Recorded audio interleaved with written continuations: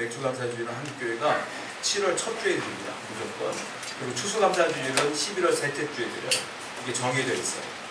그러니까 오늘이 7월 첫째 주 주일이기 때문에 맥주감사절로 드리는데, 제가 청년 사역을 하면서 청년들이 저한테 따져 물은 것 중에 하나가 많이 있는데, 그 중에 하나가 이거예요. 맥주감사주일. 뭐라고 말하냐면, 목사님 지금은 다 직장생활하고 시골에서 농사 짓는 것도 아닌데 맥주가 뭡니까? 누가 보리농사를 져요? 보리농사져서 감사한 절기를 뭐하러 지금까지도 유지하고 있는지 모르겠어요. 사실 저희들은 추수감사절도 마음에 안 들어요. 이런 애들이 꽤 많았어요. 지금은 농경사회가 아니다 보니까 추수에 대한 기쁨이 없어. 쌀이 소비가 안 될 정도잖아요. 보리쌀은 심지어 여러분들 안 먹다가 웰빙 음식이기 때문에 가끔가다 몸 생각해서 드시지, 누가 보리 때문에 감사하는 사람이 누가 있어요? 그러니까 맥주 감사, 추수 감사 굳이 들어야 됩니까? 옛날에야 가능했지? 이렇게 얘기하는 친구들이 꽤 많았어요. 제가 하자는 거 아니에요, 이거 맥주 감사. 성경에 써 있거든. 근데 그들은 또 뭘 얘기하는지 아세요? 성경에 써 있는 대로 얘기하자고 하면서 11조 얘기를 또 해. 11조는 구약 성경에 써 있지만 신약 성경에 없잖아요. 신약 성경에 11조 얘기가 없어요. 주일 연보 얘기만 써 있어요. 그러니까 11조 안 들어도 되잖아요. 이렇게 얘기해요. 저는 그런 얘기 들을 때마다 대꾸하기도 싫어. 속상해서. 정말 어처구니가 없어요. 왜냐하면 여러분 신약 성경에 써있지 않으니까 11조 안 해도 돼요. 그러면 제가 역으로 질문해 볼까요? 성경에 암 고쳐준다는 말 없어. 성경에 암이라는 병 없어요. 성경에. 그러면 하나님이 여러분들이 기도할 때 암 안 고쳐도 되나? 하나님이 여러분 사업 도와준다는 말 없어. 무슨 사업 무슨 가게 도와준다는 말 없어. 그냥 내가 함께하는데 이런 얘기가 있지. 그러면 하나님께서 내가 이런 가게 하는데 도와달라고 기도하면 하나님 응답 안 해도 되겠네. 왜 그런 식으로 얘기하는지 모르겠어요. 여러분 맥주감사, 추수감사는 제 결론부터 말씀드리자면, 야 보리농사 졌으니까 감사해라, 벼농사 졌으니까 감사해라가 아니요. 이거는 내가 너를 구하는 것에 대한 감사해라 이거예요. 구하는 것을 감사하라. 하나님이 하도 감사를 안 하니까 1년에 2번 정해주신 거예요. 우린 매일 감사해야 되는데. 여러분 그러므로 저하고 얘기할 때 11조 얘기하지 마세요. 그럼 나는 역으로 질문할 거야. 하나님 당신 뭐 안 줘도 되고 뭐 이렇게 얘기할 거야. 감사절도 얘기하지 마세요. 성경에 구약에 써있어 다. 자 그러면 제가 거짓말하는 게 아니라 우리 어르신들, 우리 조상들은 이 맥주감사들 정말 간절하게 드렸어요. 제가 어린 시절 때 부모님들 맥주감사 드릴 때, 추수감사 드릴 때 제가 다 봤거든요. 그분들은 농사진 거 다 갖고 와서 배추 뭐 다 갖다 놔 성전에다가. 그 진심으로 본인들이 추수하고 갖다 놓고 감사드렸어요. 왜냐하면 우리나라가 쌀이 부족했기 때문에 예전에 이모작을 했단 말이에요. 쌀 가지고 못 살아. 그러니까 이모작을 먼저 보리를 심어놓고 봄에 추수를 해. 그 다음에 봄에 추수를 하니까 7월달 바로 되니까 이 감사절이 오잖아요. 이게 피부로 와닿는 감사예요. 예전에 어른들은. 그러니까 진심으로 감사를 드렸단 말이에요. 추수감사도 마찬가지예요. 이스라엘도 마찬가지예요. 이스라엘도 이모작을 해요. 봄에 추수를 하고 추수감사를 드려요. 이게 피부로 와닿아. 자 성경에 써있어요. 성경을 볼게요. 출애굽기 23장 14절부터 17절에 한번 읽어보세요. 시작. 너는 내년 새벽에 저희를 지키시리라. 너는 물에 걸려 저희들을 지키라. 내가 네게 명하는 대로 아무것도 정하였기에 그들의 영혼을 동물하시고 이 시간에 내가 옆에서 나왔습니다. 흰손으로 내 앞에 나오지 말지니라. 맥주절을 지키라. 이는 내가 수고하여 밭에 뿌린 것을 철절들의 영혼입니다. 수장절을 지키라. 이는 내가 수고하여 이룬 것을 연말에 밭에서부터 거두어 저장합니다. 네 모든 남자는 매년 3번씩 주여와 보일지라. 매년 3번씩 절기를 지켜라고 3대 절기를 제정해 주신 거예요. 하나님께서. 이건 무조건 지켜. 그게 첫 번째가 뭐냐면 무교절이에요. 무교병을 먹는 무교절이에요. 그리고 두 번째 뭐가 나왔어요? 맥주절이에요. 그 다음에 뭐예요? 수장절이에요. 수장절은 오늘날 한국교회가 추수감사절로 지키는 거예요. 이 세 개를 지켜라고 했어요. 그런데 여러분들 이게 하나님이 농사를 졌으니 감사하라는 뜻으로 대정해 주신 게 아니에요. 이걸 분명히 아셔야 돼요. 앞으로 농사를 더 적게 들면 우리가 안 들어도 되나? 그게 아니에요. 왜냐하면 이 절기가 이어져 있어요. 전부 다 이어져 있는 거예요. 자, 맨 처음에 무슨 절기를 지키라고요? 무교절 지키라고 했죠. 무교절이 언제 시작되는 거냐면, 자, 지금 읽은 말씀 15절을 보니까 뭐라고 써있어요? 아비벌의 정한 때 이렇게 써있지 않습니까? 아비벌이 뭐냐면 유대력으로 볼 때 1월이에요. 1월. 이걸 다른 말로 니산월이라고 해요. 그러니까 아비벌, 니사벌 똑같은 날인데 이게 1월 14일이에요. 1월 14일인데 절기로는 봄이야. 유대력으로. 우리는 1월이 겨울이죠. 근데 유대인들은 1월이 봄이에요. 자, 1월 14일을 뭐라고 말하냐? 6월절이라고 해요. 그러니까 6월절이 1월 14일이에요. 무교절은 뭐냐면 1월 14일을 포함해서 7일 동안 무교병을 먹는 것을 무교절이라고 해요. 그러니까 6월절과 무교절을 하나로 묶어서 얘기해요. 그러니까 6월절을 지키라 무교절을 지키라 똑같은 말이란 말이에요. 6월절이 뭡니까? 하나님께서 430년 동안 애굽에서 종살이하던 그들을 파라오에게 10가지 재앙을 주게 함으로 하나님이 구원해 주셨어요. 그날이 언제냐? 6월절이에요. 그 구원의 날을 기념하여 제정한 날이 6월절이란 말이에요. 그러니까 6월절은 뭐예요? 구원받은 날. 구원받은 날 무교병을 먹어라. 7일 동안 이게 무교절이에요. 저희 시골교회에서는 제가 어린 시절 신앙생활했던 교회에서는 성찬식을 하면 떡을 먹고 포도주를 먹잖아요. 그때 떡을 일부러 무교병을 만들어 먹었어요. 누룩을 안 넣고 떡을 쪄, 쌀로. 그럼 어떻게 되면은 그 빵이지만 떡같이 나와요. 그러니까 누룩이 없으니까 부풀어 오르진 않았어요. 그걸 가지고 성찬식을 했거든요. 저는 그래서 무교병을 먹어본 적이 있어요. 그러니까 누룩을 안 넣은 빵을 무교병이라고 그래요. 자, 왜 누룩을 안 넣은 빵을 먹으냐? 그냥 출애굽을 할 때 급하게 나와요, 이 사람. 그렇죠? 바로 탈출해야 되니까. 그러니까 누룩을 넣어서 바로 시킬 시간이 없어. 그러니까 그거를 무교병을 먹으면서 내가 너를 구원한 날 6월절을 기억하라 이런 뜻으로 무교병을 먹으라는 거예요.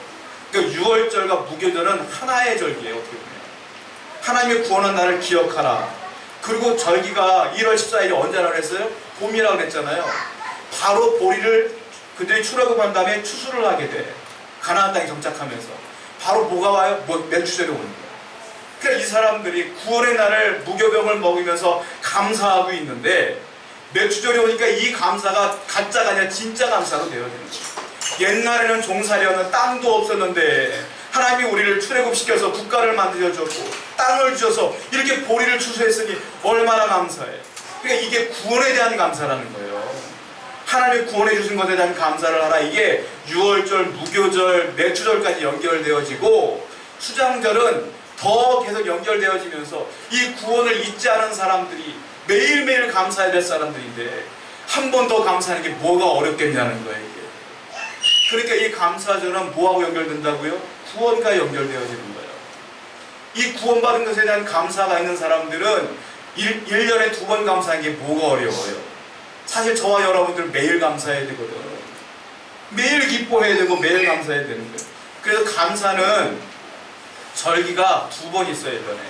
다른 절기는 1번 있어요. 부활절 1번 있어요. 성탄절 1번. 감사절만 2번 있어요. 왜 그럴까요? 이게 중요해요. 하나님 보실 때 중요해요. 왜? 이걸 정해놓지 않으면 이 사람들이 구원받은 걸 잊고 살거든. 망각하거든. 망각해버리면 감사가 없어요. 감사가 없으면 지들 마음대로 살아. 그러니까 이게 감사가 중요하기 때문에 하나님이 2번의 감사절을 만드신 거예요.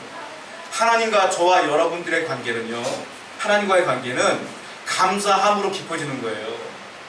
신앙인들은 내가 구원받은 것에 대한 감사가 있어야 하나님과의 관계가 깊어지고 이어지고 연결되어지는 것이지, 이게 없는 사람들은 이 하나님과의 관계가 깊어질 수가 없다는 거예요. 여러분, 감사는 그래서 영적인 비타민인 것 같아요. 여러분, 몸이 허해지면 비타민 먹지 않습니까? 비타민이 있어야 몸의 균형을 잡거든요. 영적인 균형도 비타민이 있어야 돼요. 이게 감사예요. 저는 감사하지 않는 분들이 행복하다는 거 다 거짓말로 믿어요. 저는 행복해요. 그런데 감사가 없어. 맨날 불평, 불만, 원망 이런 것만 있는 사람들은 행복하지가 않아요. 사실. 그렇습니까? 여러분 생각해 보세요. 내가 감사가 없는데 행복합니까? 만약 그런 분이 있으면 나한테 찾아와. 없어. 그래서 감사가 있어야 행복해. 이것도 감사해, 저것도 감사해, 저것도 감사해야지 즐거운 거지. 이것도 싫어, 저것도 싫어, 저것도 짜증나, 괴로워. 이게 어떻게 감사가 돼요? 이게 어떻게 행복이 되냐면. 그래서 우리의 인생에 성공하려면, 승리하려면, 행복하려면 뭐가 있어야 돼요? 감사가 있어요. 근데 이 감사는 뭐하고 연결된다고요? 구원에 대한 망각함이 아니라 은혜를 기억하는 자가 감사한다고. 그러니까 이것이 연결되어져야 내 인생이 행복한 거란 말이에요. 그러니까 하나님께서 우리에게 감사절을 지켜라 2번이나 말씀하십니다. 여러분 참 재밌는 게요, 맥주감사절이 7월 첫째 주에 있어요. 6월달 딱 끝나고 7월 첫째 주에 1년이 365일 전반기 딱 끝나고 하반기 시작할 때 감사절이에요. 그리고 추수감사절은 하반기 끝날 때쯤 감사절이에요. 이게 참 기가 막혀요. 여러분 전반기가 끝났을 때에 이제 한번 되돌아보라 이 말이에요. 그리고 후반기에는 네가 어떻게 살까를 생각해봐라. 축구에서 보면, 또한 스포츠 경기에서 보면 하프타임이라는 게 있어요. 전반전 끝나고 선수들이 이제 라커룸으로 들어가. 그러면 감독하고 앉아서 야 전반전이 이게 잘못됐단 말이야. 후반전 이게 잘못, 너 체력이 떨어진 것 같아. 바꿔줄게. 야 저 선수가 너무 잘하는 것 같아. 이번에 저 선수를 맡겨가자. 작전 짜고 잘못된 건 짚고 잘할 것들은 계획 짜고. 이게 하프타임. 그렇지 않습니까? 그럼 후반전에 들어가면 못했던 팀들이 잘하는 경우도 너무 많아. 그래서 스포츠 경기는 전반전과 후반전에 골 넣은 것을 합산하여 승리팀을 걸어. 그렇죠. 대부분 그렇죠. 인생은 스포츠와 조금 달라요. 인생은 하프타임이 있어요. 그게 뭐냐? 맥주감사절을 기점으로 해서 하프타임을 갖는. 저 여러분들이 1월부터 6월까지 어떻게 살아야 저는 몰라요. 그러니까 본인들은 잘 알 거예요. 내가 하나님 감사하며 살았는지, 신앙적으로 살았는지, 내 마음대로 살았는지, 타락하며 살았는지, 죄 짓고 살았는지 저는 모르지만 여러분들 알아. 또 한 분 알아. 하나님은 알 거예요. 이 시간에 여러분들이 해야 될 게 뭐냐? 이 감사절을 지키면서 전반전 때, 전반기 때 잘못했던 것들을 회개하는 시간을 갖는 거예요. 그리고 후반기 때는 내가 이렇게 살아야지, 이렇게 살면 안 되겠구나 라는 것들을 정하는 시간이 언제냐? 오늘이라 할 거예요. 오늘 그런 시간들을 가져야 된다. 스포츠 경기는 전반전, 후반전 합산하여 승리를 겨뤄. 인생은 그렇지 않아요. 제일 중요한 건, 제일 좋은 건 전반전도 잘하고 후반전도 잘하면 금상첨화죠. 근데 인생이 그렇지가 않아요. 전반전도 잘하고 후반전도 잘하는 인생이 없어요. 근데 전반전 때 너무 잘하는 사람도 있어요. 전반기 때 신앙생활 너무 잘하는 분도 있어요. 1월달 딱 되니까 오늘 말씀 통독할 거야, 이번 달에. 그러니까 통독 막 하다가 한 3개월쯤 되면 안 하게 돼요. 기도할 거야, 기도 안 하게 돼요. 그러면서 나도 모르게 죄지고 하나님께 감사하지 않아요. 그렇게 6개월을 지난 분들도 있어. 어떤 분들은 6개월 동안 정말 철저하게 잘 지킨 분들도 있어요. 예배도 잘 드리고 기도도 열심히 하고. 자, 중요한 건 뭐냐면 인생은 전반전도 잘하고 후반기도 잘해야 되지만 그렇게 못할 시에 전반기는 너무 잘했어. 후반기는 이제 내 맘대로 사는 사람이 있어. 그거는 실패한 인생. 전반기 너무 못 살았어. 그 정신을 차리고 회개하며 후반기는 잘 살아. 성공한 인생. 인생은 전반기보다 후반기가 훨씬 중요해.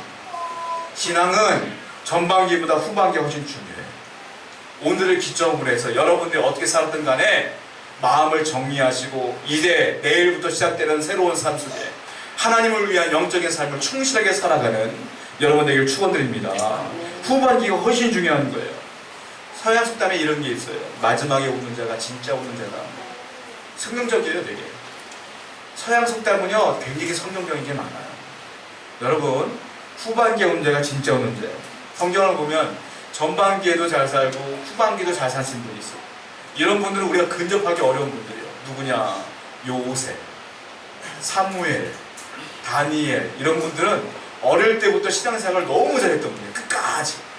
이러기가 어려워, 사람이. 정말 대단한 분들이에요. 근데 오늘 본문을 보면 전반기에는 우리가 부러워할 정도로 너무 하나님 앞에 잘 사신 분이 있어요. 근데 인생의 후반기에 가서 이렇게 살아도 될까 싶을 정도로 엉망으로 사신 분이 있어요. 누구냐? 오늘 말씀의 주인공 아사라는 사람. 아사가 누구냐면 유대의 왕이에요. 남유대의 3대 왕이에요. 세 번째 왕. 이 사람은 910년부터 BC 910년부터 869년까지 재위했던 분인데 전반기 때는 얼마나 하나님 앞에 잘했는지 몰라요. 근데 후반기 때는 이렇게 망가질 수가 없어요. 영적으로. 우리는 이 사람의 삶을 통하여 이렇게 살면 안 되겠구나. 반면교사로 삼아서 우리 반대로 살면 돼요. 자, 이분의 인생이 나오는 게 역대하 14장부터 16장까지 나와요. 3장에 걸쳐서 14장과 15장은 전반기의 삶이 나오고요, 16장은 후반기의 삶이 나와요. 전반기의 삶을 먼저 볼게요. 이분이 어떤 사람이었는지. 자, 역대하 14장 3절부터 5절 말씀 한번 읽어봅니다. 시작. 이방제단과 상관을 없애고 주선을 빼뜨리며 아사를 사랑하고 그 사람에게 동안에 그 조상들의 영어를 찾게 하며 그 율법과 명령을 하게 하고 또 유다 모든 성읍에서 산당과 태양상을 없애매 나라가 그 앞에서 평안함을 누리니 이분이 왕이 되자마자 제일 먼저 한 게 뭐냐면 북이스라엘과 남유다가 남북으로 갈라질 때였어요. 이때가 통일제국이 아니에요. 북쪽 이스라엘은 바알과 아세라 우상을 섬기는 나라가 됐고 남쪽 유다도 그 영향을 받아서 바알과 아세라가 섬기는 그 이방을 섬기는 나라가 된 거예요. 근데 이분이 왕이 되자마자 하나님을 믿는 분이었거든요. 이 아하사가. 이분이 오자마자 종교 개혁을 2차에 걸쳐서 단행을 해요. 어떻게 합니까? 우상을 산당을 다 없애버려요. 바알을 섬겼던 그 예배당을 다 없애버려요. 그리고 주상을 깨뜨려버려. 우상을 다 깨뜨려버리는 거예요. 그리고 찍어버려. 목상을 다 없애버려요. 그리고 하나님을 찾게 하고 여호와를 믿게 하는 거예요. 엄청나게 귀한 일을 하게 돼요. 하나님이 이 일을 기쁘게 여겼어요. 그리고 어떻게 합니까? 5절을 말씀 보니까 하나님이 복을 주시는데 그 나라 유다와 그리고 그 앞에서 평안함을 주신 거예요. 자, 우리가 잘 살면 영적으로 잘 살면 뭘 줘요? 평안함을 주십니다. 평안함을 주셨어. 너무 이분이 잘 살았는 거예요. 근데 이렇게 끝까지 살면 얼마나 좋겠어요. 저와 여러분도 신앙생활 이렇게 잘할 때가 있었잖아요. 근데 우리가 끝까지 살면 얼마나 좋겠어요. 근데 인간인지라 이게 무너질 때가 많아요. 이분이 무너지는데 어떻게 무너지냐면 이 평안함 때문에 무너져요. 아무 일이 없는 것 때문에 무너져요. 역대하 16장을 보면 역설적으로 실패한 인생이 나타나요. 어떻게 되느냐? 이분이 너무 평안하다 보니까 이 평안함 속에서 하나님의 은혜를 망각해버려요. 하나님이 이 평안을 줬구나 라는 걸 깨닫지 못하고 잊어먹어버려요. 잊어먹으니까 뭐가 없어져요? 감사가 없어져요. 감사가 없어지니까 어떻게 돼요? 이 모든 것들을 내가 잘 다스려서 그런 거야 라고 교만해지는 거예요. 교만해지니까 어떻게 되느냐? 하나님을 의지하지 않고 내보다 더 힘센 사람을 의지하게 돼요. 다른 나라의 왕을 의지하게 되는 거예요. 이게 공식이에요, 여러분. 첫 번째 공식, 하나님을 잊게 되면 감사가 없어진다. 감사가 없어지면 교만해집니다. 교만해지면 하나님을 의지하지 않고 사람과 환경을 의지하기 시작한다. 이게 공식이에요. 첫 번째 출발은 뭐로 시작해요? 은혜를 잊어먹을 때 시작한다. 이 아사가 은혜를 잊어먹었어요. 자, 후반기 인생을 볼까요? 어떻게 망가졌는지. 역대하 16장 1절부터 2절 말씀입니다. 읽어보겠습니다. 시작. 아사왕 제36년에 이스라엘 왕 바하사가 유다를 치러 올라와서 나라를 구축하여 사람을 유다와 아사에게 왕래하지 못하게 하려 한지라. 아사가 여호와의 전국간과 왕궁의 국간에 은금을 내어다가 다메섹에 사는 아람 베나다에게 보내며 이르되 어떤 일이 벌어지냐면 북이스라엘이 쳐들어왔어요. 남쪽 유다를. 그러니까 이 사람이 당황하다 보니까 하나님을 의지하지 않고 나보다 더 힘센 어떤 왕을 의지해요. 아람이라고 하는 이웃 나라가 있는데 거기는 하나님을 대적하는 나라예요. 베나다시라는 그 왕에게 부탁을 하는데 안 들어주니까 뇌물을 줘요.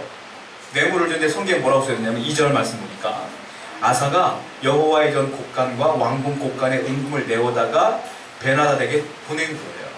그 왕궁에 있는 금은 보화를 뇌물로 주었어. 그건 여기까지 그래도 넘어갈 만한데 그건 기가 막힌 게 뭐냐면 여호와의 전 곡간 이게 나와. 여호와의 전 곡간은 뭐냐면 성전에 있는 헌금이에요. 헌금. 헌금을 싹싹 긁어 모아다가 왕국에 있는 돈 싹싹 긁어 모아다가 아람 왕에게 주면서 나 좀 도와주시오 이 말하고 있는 거예요. 결국 이 베나다시 군사력이 강력하니까 도와줘서 이겨요. 이기는. 그런데 이 사건 때문에 하나님이 아사를 버려버려요. 아니 네가 여호와의 전에 있는 모든 헌금까지도 그렇게 할 수 있단 말이야? 네가 나를 의지하지 않고 아람 왕을 의지해? 너 예전에 안 그랬잖아. 정신 차려. 하나님이 이렇게 말씀하시죠. 이 사람이 깨닫지 못해요. 하나님이요. 그래서 정신 차리라고 기회를 줘요. 하나님 우리 하나님 너무 좋은 분이야. 우리 같으면 화가 나갖고 그냥 이놈 봐라 은혜를 몰라 쳐버릴 텐데 기회를 주셔요. 하나님은 여러분들이 죄를 지어도 기회를 주셔요. 언제까지? 회개할 때까지. 참 좋으신 분이에요. 그러니까 여러분들 이 삶이 끝날 때까지 분명히 회개하며 살아야 돼요. 자, 어떤 기회를 주시냐? 선견자 한 명을 보내는데 하나니라고 하는 분을 보냈는데 이 선견자는 우리가 잘 아는 선지자와 같은 분이에요. 자, 하나니를 보냈다. 역대하 16장 7절 말씀 보세요. 시작. 그때에 유다 아사에게 나와서 그에게 이르되 왕이 아람 왕을 의지하고 왕이 하나님 여호와를 의지하지 아니하였으므로 아람 왕의 군대가 왕의 손에서 벗어나이다. 하나니가 이 아사를 만나서 뭐라고 말하냐면 당신이 아람 왕을 의지했습니다. 그리고 하나님을 의지하지 않았습니다. 그래서 앞으로 아람 왕의 군대, 베라단의 군대는 이제 왕의 손에서 벗어났습니다. 이게 무슨 말이냐면 앞으로 아람은 당신이 컨트롤할 수 없을 거예요. 아람이 쳐들어오면 쳐들어오는 거고 아람이 군사라고 당신을 망하게 하면 망하게 될 거예요. 어떻게 막을 도리가 없을 거예요. 이 말을 한 거예요 지금. 하나님을 의지하지 않았기 때문에 하나님이 손을 놨습니다. 정신 차려야 돼요. 회개하세요. 이 말이에요. 근데 사실 이 아사는 인생의 전반기에도 전쟁을 한번 겪었어요. 후반기에도 지금 전쟁을 겪은 거예요. 전반기 때 이렇게 안 했거든 사실. 자, 어떻게 했느냐, 더 위험한 시기였어요. 자, 역대하 14장 보세요. 14장 9절부터 12절입니다 시작. 구스 사람 세라가 그를 치료하여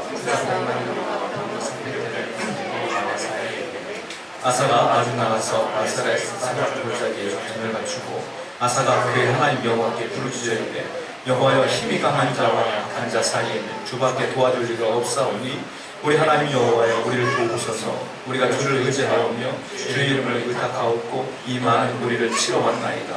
여호와여 주는 우리 하나님이시오니 원하건대 사람이 주를 이기지 못하게 하옵소서 하였더니 여호와께서 구스 사람들을 아사와 유다 사람들 앞에서 치시니 구스 사람들이 도망하는지라. 자, 아사가 처음 하나님 앞에 잘 있었을 때 전쟁이 벌어졌어요. 구스가 쳐들어온 거예요. 구스는 어디냐면 지금으로 말하면 이디오피아예요. 이디오피아는 이 당시 굉장히 강력한 나라였어요. 구스의 세라라고 하는 사람이 쳐들어온 거예요. 쳐들어오는데 군사가 몇 명이에요? 100만 명. 100만 명이 쳐들어. 어마어마한 사람. 그러니까 이 아사가 이길 수가 없으니까 그때 뭘 했느냐, 11절을 보니까 아사가 그의 하나님 여호와께 부르짖어 이르되, 하나님께 부르짖었더니 하나님이 그걸 기쁘게 여겨서 도와주시는데 유다와 하나님 사이에 있는 그 구스 이디오피아의 군대 100만 명을 하나님이 그냥 쳐버렸어요. 그래서 한순간에 죽어버린 거죠. 이 경험을 이미 아사는 했어요. 했는데 나이 먹고 이걸 다 잊어먹은 거예요. 다 잊어먹고 이제는 북이스라엘에 쳐들어오니까 누구를 의지해요? 아람 왕을 의지하는 거예요. 그러니까 하나님이 기가 막힌 거예요. 하나님은 하나도 안 잊어먹었고 내가 도와준 거예요. 근데 사람은 잊어먹어. 하나님은 여러분들에게 구원 준 건 잊지 않아요. 하나님은 여러분들이 위기 때마다 도와준 건 잊지 않아. 누가 잊어요? 내가 잊은 거예요. 하나님은 절대 잊지 않아요. 하나님은 다 기억하고 계세요. 근데 잊어먹었으니까 그래도 하나님이 기회를 주셔요. 하나님을 통하여 야, 돌아와라. 그런데 어떻게 하는지 아세요? 이 왕이 하나님 그 선지자의 말을 듣고 어떻게 하는지 아세요? 자, 역대하 16장 10절 말씀드렸습니다. 시작. 아사가 노하여 순교자를 목에 가두었으니 이는 그의 말에 크게 노하였으니 그때 아사가 또 백성 중에서 몇 사람을 합하여 듣자마자 화가 나서 분노하며 그 하나님의 사람을 옥에 가둬버렸어요. 듣기 싫다. 그런 얘기 하지 말아요. 교만한 사람은 이래요. 교만한 사람은 하나님 말씀이 안 들려. 교만한 사람은 주의 소리도 안 들려. 주의 사람의 소리도 안 들리는 게 교만한 사람의 특징인 거예요. 안 들어. 그리고 또 뭐라고 말하냐, 신하 중에 직언하는 사람이 있어요. 왕이시여 변했습니다. 하나님 선지자의 말씀을 들으셔야 됩니다. 그랬더니 뭐라고 썼어요? 그때 아사가 또 백성 중에서 몇 사람을 학대했다. 이 몇 사람은 신하들을 말합니다. 그 신하들을 핍박하며 때리고 핍박하는. 안 들어. 자기가 최고요. 하나님의 은혜를 망각한 사람은 적반하장식으로 교만해지는 거예요. 이게 다 자기가 한 걸 착각하는 거예요. 여러분 신앙생활 하다 보면 이렇게 하나님을 잊어버리잖아요. 나도 모르게 교만해요. 교만한 특징은 내가 잊었다고 인정하지 않아. 하나님의 은혜를 난 기억하고 있다고 오해를 해. 그리고 하나님을 난 사랑한다고 오해를 해. 그리고 교만해지며 오만해지며 지 모든 것들을 자기가 한다고 착각을 해요. 이 교만한 사람의 특징이란 말이에요. 하나님이 결정을 내요. 좋은 말로 해서 선지자도 보내는데 안 돼. 신하들의 마음을 움직여서 말해도 안 돼. 그때 뭐가 드러나느냐? 그때 하나님의 징계가 들어갑니다. 자, 아사가 징계를 맞아요. 역대하 16장 12절부터 13절입니다. 읽어볼게요. 시작. 아사가 왕이 된 39년에 그의 발이 공들어 매우 부족했으나 그는 있을 때 그가 여호와께 구하지 아니하고 의원들에게 구하였더라. 아사가 왕위에 있은 지 39년에 죽어 그의 대조들과 함께. 아사가요 왕이 된 지 39년에 그러니까 왕이 된 지 39년에 어떤 일이었어요? 발에 병이 들었어요. 이게 무슨 병인지는 모르겠어. 발이 썩어가는 병이었던 거야. 아마 당뇨가 아닐까 이런 생각이 들어요. 발에 병이 들었어요. 근데 위독했어. 그런데요, 이 아사 하는 걸 보세요. 한 번도 여호와께 구하지 아니하고 끝까지 구하지 않고 뭘 찾아가요? 의원들에게 구하였더라. 그랬더니 결국 어떻게 돼요? 13절을 보니까 왕이 된 지 41년 후에, 즉 병 걸리기 2년 만에 어떻게 됐어요? 죽은 거예요. 하나님은 병 걸려서 2년 동안 기다렸어요. 나를 구하라. 끝까지 교만한 이 양반이 하나님께 구하지 않고 의원들만 찾아. 여러분, 병 들었으면 병원 가는 거 잘못된 거 아니잖아요. 의사 만나려고 하는 거 잘못된 거 아니에요. 여러분, 의술도 하나님이 준 지혜예요. 하나님의 사람들에게 지혜를 주심으로 의술을 만든 거예요. 과학도 하나님이 준 지혜예요. 가능하면 과학도 의지하고 의술도 의지하는 게 맞아. 여러분, 잘못된 신앙인들은 내가 병들면 약 안 먹고 그냥 기도만 하는 분들 있어요. 이거 아니야. 하나님이 주신 거 더 전부다. 근데 신앙인들은 뭘 해야 되냐면 먼저는 하나님께 내 병을 아뢰며 기도하면서 외치면서 병원 가서 수술도 하고 약도 먹는 게 맞는 거예요. 근데 아사는 뭐가 잘못되느냐? 한 번도 하나님께 구하지 않아요. 의원만 찾아가. 이게 뭐예요? 교만이 극에 달하는 거예요. 한마디로 말하면 하나님께서 정해놓은 데스라인을 넘어가 버려요. 데드라인을 넘어가 버려요. 한마디로 말하면. 그래서 하나님이 결국은 그 생명을 앗아가 버려요. 그래서 이 사람이 끝나게 되는 겁니다. 성경은 경고해요. 이 말씀을 통해서. 절대로 하나님의 은혜를 망각하지 마십시오. 하나님께 교만하지 마십시오. 은혜를 기억하십시오. 하나님의 은혜는 어디로 가는지 아세요? 은혜는 물과 같아서 물이 높은 데서 낮은 데로 흘러가는 것처럼 겸손한 사람은 은혜를 기억하는 사람이에요. 왜? 하나님이 주었다 생각하니까 하나님 앞에 납작 엎드릴 수밖에 없잖아요. 교만한 사람은 내가 했다고 생각하니 고개가 팍 들어가는 거예요. 물이 낮은 데로 내려가는 것처럼 은혜는 겸손한 자에게 흘러가요. 교만한 자에게는 절대로 은혜가 안 가요. 자, 성경을 보세요. 잠언서 18장 12절입니다. 시작. 사람의 마음의 교만은 멸망해서 교만은 멸망한다 이거예요. 겸손하면 존귀한 자가 된다. 하나님이 그렇게 만들어 주신다. 하나님의 은혜를 기억하는 사람들은 겸손한 자예요. 감사하는 자예요. 그러므로 항상 조심하셔야 돼요. 전반전 여러분이 6월달까지 잘 살았어도요, 아니 인생으로 봤을 때 내가 절반은 잘 살았어도요, 내가 지금 건방져지면 까딱 잘못하면 큰일 나는 거예요. 인생은 어디가 중요하다고요? 후반이 중요합니다. 여러분이 전반에 어떻게 살든 저는 몰라. 그건 중요하지 않아. 지금이 중요합니다. 지금부터 어떻게 사느냐가 중요한 거예요. 자, 바울이 이런 얘기를 해요. 바울이 교만하면 안 된다고 분명히 얘기해요. 고린도전서 10장 12절 말씀이에요. 한번 보세요. 시작. 그런즉 산 줄로 생각하는 자는 넘어질까 조심하라. 평생 네가 섰다고 생각하지 마라. 넘어질까 조심하라. 신앙은 자전거 타는 거와 비슷해요. 우리 어린아이들 그 자전거 가르쳐주면 처음에 신나서 막 타거든요. 조금 더 잘 탄다고 생각하는 순간 어떻게 하는지 아세요? 한 손 놔요. 한 손 놓고 타다가 조금 더 잘하고 싶었는데 두 손 놓고 타. 그러다 넘어져. 신앙이 그래. 내가 조금 자연스럽고 잘 타는 것 같으면 손 놓기 시작해. 그럼 자빠지면 큰일 나는 거예요. 제가 어린 시절 때 그랬거든요. 자전거 타다가 좀 자신 있으니까 도로로 나갔어요. 도로로 나가다 보니까 자신 있게 한 손 놨거든. 한 손 나갈 때 큰 트럭 있잖아요. 덤프 트럭이. 내가 굴 지나가는데 내가 자전거 탄 지 얼마 안 됐기 때문에 흔들흔들거리니까 아저씨 옆에 따구리 소리를 질러. 야 인마 집에 가! 그러죠. 제가 그 소리 듣고 너무 놀라고 자전거를 안 탔어요. 그때는 차만 타지 이제.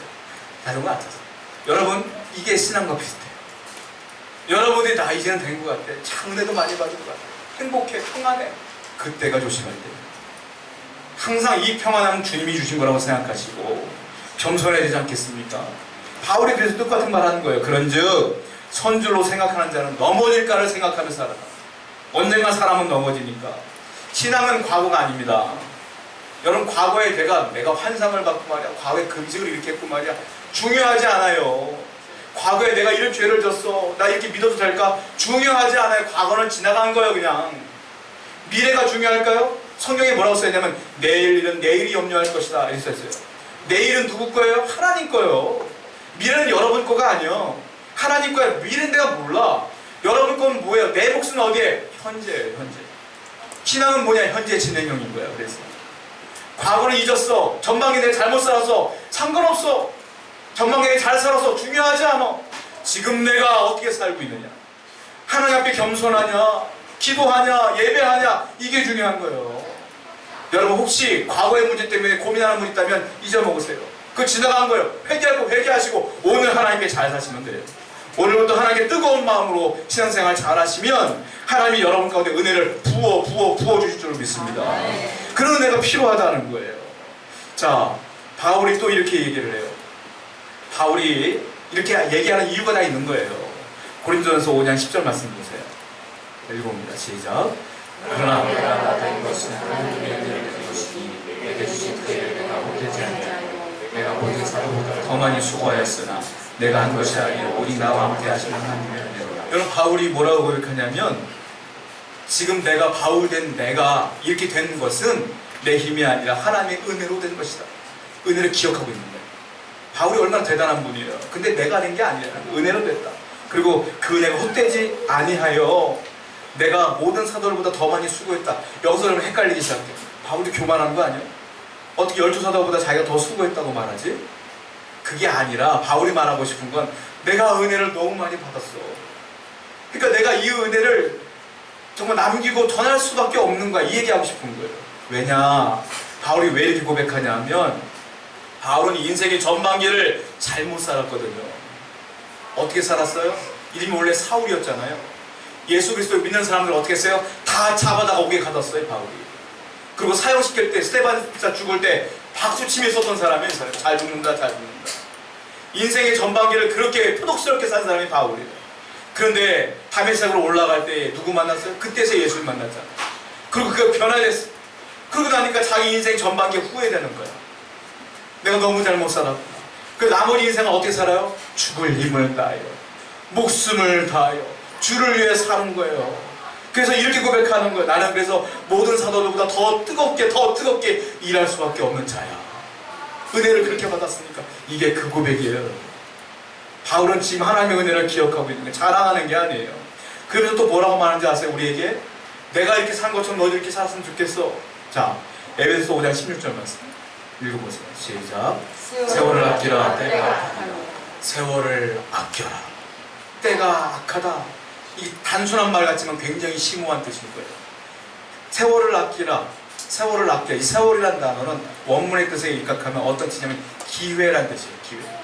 기회를 아껴라. 아껴라는 엑소고라조라는 뜻인데 이게 무슨 뜻이냐면 구원하다, 구속하다 이런 뜻이에요. 그러니까 바울이 말하는 건 너에게 주어진 기회들을 네가 구속하여, 구원하여 잡고 있어 이 말이에요. 뭘로? 그냥 보내지 말고 현재 너는 주를 위하여 헌신함으로, 선용함으로, 주를 위해 삶으로 그 기회를 잡아야 돼. 이런 뜻이란 말이에요. 그러니까 막 흘려보내지 마시고 주님의 은혜를 기억하시면서 주를 위해 헌신하고 살아라. 나는 이미 전반기 막 보낸 사람이야. 너희도 그렇게 살지 마라. 최선을 다해 살아야 되지 않겠어? 이게 그런 뜻이에요. 시간은 흘러가요. 그러나 우리는 지금 이 시간부터 그 시간을 잡아야 돼요. 주를 위해서. 여러분 개그우먼 가운데 조혜련 씨라고 아시죠? 조혜련 씨에 대한 책을 한번 제가 간단한 책을 읽어본 적이 있는데 그분이 44살에 하나님을 믿어요. 그 전에는 일본 불교를 믿었다고 그러더라고요. 그러다가 지인의 소개로 예수 그리스도를 믿게 되는데 여러분 알다시피 그분이 안티팬들이 너무 많아. 그러니까 고생은 되게 많이 해요. 일본도 갔다 오셨잖아요. 고생하면서 고생을 너무 많이 했어요. 그러다가 심신에 지쳐있을 때 예수 그리스도를 만난 거예요. 44살에 만나서 이제 예수 믿은 지 6년쯤 된 거죠. 이제 예수를 믿는 다음에 생활이 너무 행복해진 거예요. 그리고 후회가 되는 거예요. 내가 왜 진짜 못 만났을까 주님을. 그러면서 그분이 성경책을 이렇게 쌓아놓고 살아요. 사다 놓고 삽니다. 왜? 내가 읽으려고가 아니라 만나는 사람마다 주는 거죠. 읽어보시오. 그래서 전도하고 살아요. 왜냐면 지금 전반기의 삶이 후회스러운 거예요. 이제 내가 주님을 위해 살겠다라 결단하고 사신다고 해요. 여러분, 과거 여러분도 어떻게 하는지 중요하지 않아요. 지금 내가 주님을 위해 기억하고 있는 은혜들을 기억한다면 감사할 수밖에 없지 않겠어요? 그 감사하는 인생을 살아야 된다라는 거예요. 태어나는 건 순서가 있어요. 가는 건 순서가 없어요. 감사하는 사람은 어떻게 사는 사람인지 아세요? 내가 갈 날을 기억하고 날수를 세며 사는 사람들은 감사해. 그걸 잊고 사는 사람들은 막 살아 그냥. 내가 분명히 끝날 날이 있어 라고 생각하는 분들은 오늘을 막 살 수가 없어. 자, 모세가 이렇게 얘기를 해요. 시편 90편 12절 읽어볼게요. 시작. 우리에게 우리 날 계수함을 가르치사 주의 법을 얻게 하소서. 우리의 날 계수함을 가르치다. 우리의 날이 뭐냐면 내가 살아갈 날을 내가 세고 살다 이거예요. 모세가. 그것이 뭐야? 하나님의 지혜다. 여러분들은 살 날을 계산하며 얼마 안 남았구나 이런 생각을 하고 사세요? 젊은 사람이건 노인이건 그렇게 살아요. 안 그러면 내 마음대로 살아요. 내가 은혜를 살려면 그렇게 살 수밖에 없어요. 제가 전에 부목사 생활할 때에 한 돌아가신 권사님 생각이 나요. 그 권사님이 연세가 많이 들었을 때 교회를 못 나오시는 거예요. 그 목사님하고 저 가끔 신방을 갔어요. 근데 그분이 얼마나 대단한 분이냐면 신문을 보시는데 신문이 보면 나라의 문제들이 막 나올 거 아닙니까? 그 전 세계의 문제들이 막 나올 거잖아요. 신문을 일면 펴놓고 문제들을 놓고 다 기도하시고 나라와 민족과 전 세계 또 넘기고 그걸 놓고 또 기도하세요.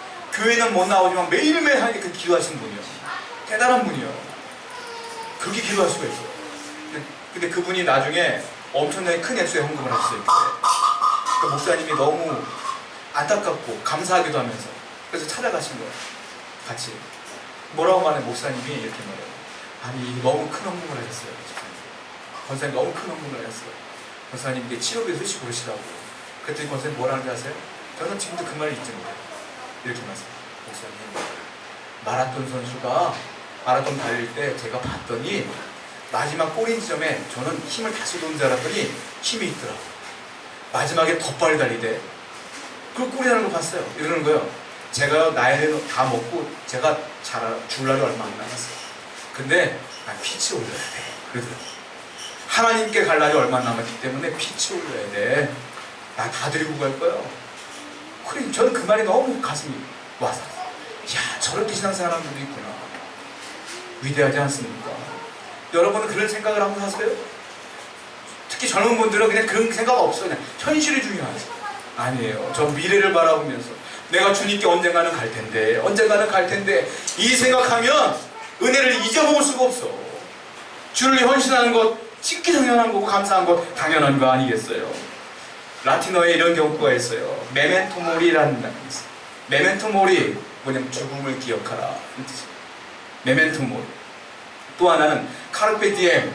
이게 뭐냐면 현재를 잡아라.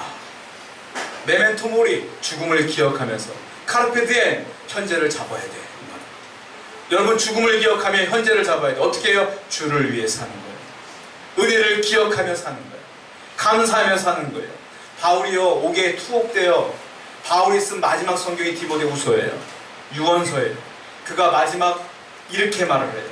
디모데후서 4장 7절부터 8절 한번 읽어봐요. 시작.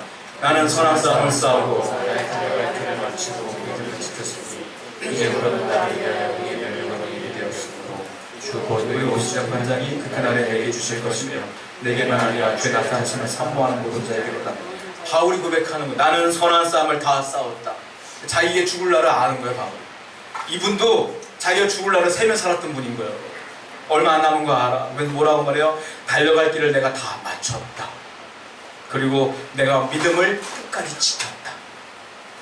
이제 후로는 나를 위하여 의의 멸류관이 저 천국에 준비되어 있다. 의로우신 재판장이신 주님 내게 주실 것이며 내게만 아니라 나뿐만 아니라 나처럼 믿는 너희들께도 분명히 주실 거야. 너희도 나처럼 날수를 세면서 끝까지 충성을 다해다오. 마치 마라톤 선수가 골이 나는 것처럼 두 팔을 딱 벌리고 골이 나는 것 같지 않습니까? 그렇게 고백을 하고 돌아가시지 않습니까? 이게 신앙의 모습 아니겠어요? 끝까지 하나님을 다 기억하는 거예요. 그 은혜를. 그리고 사는 거예요. 한동대 초대 총장이었던 김영길 장로님이라고 있어요. 여러분 이분이 누구냐면 갈대상자라는 책 아세요 혹시? 굉장히 유명한 책인데 갈대상자를 지신 책인데 한동대가 기독교 사학으로 유명하잖아요. 그분이 유명한 세계적인 과학자이신데도 한동대를 이런 취지로 만들겠습니다라는 얘기를 듣고 그 과학을 포기하고 그 한동대 총장으로 오신 분이 고생을 엄청나게 하셨어요. 그리고 지금 한동대처럼 아주 대단한 학교를 일구신 분이에요. 그분이 재작년인가 작년인가 돌아가셨어요. 돌아가셨는데 이분이 돌아가실 때 학생들이 문병을 왔어요. 그 학생들 앞에 유언을 남깁니다. 그 한동기 학생들한테 뭐라고 말하냐면 그분이 신앙관을 그대로 얘기해요. 웃으면서 여러분 사회에 나가셔도요 절대로 여러분들 상관 의지하지 마시고 힘 있는 누구를 의지하지 마시고 살아계신 하나님 의지하세요. 돌아가신 양반이 그 얘기합니다. 학생들한테. 그리고 이제 두 번째로는 가족들 면회 왔지 않습니까? 가족들한테 유언을 남겨요.